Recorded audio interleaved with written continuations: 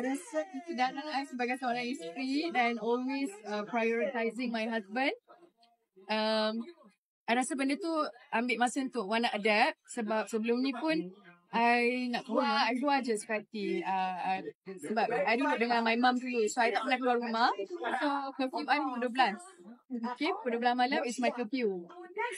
Sekarang ni dah kahwin, curfew saya lagi awal ya. Saya kena balik awal. So rasa nak adapt dengan macam kena balik awal, husband tunggu dekat rumah macam tu. Benda tu I kena adapt. Berapa?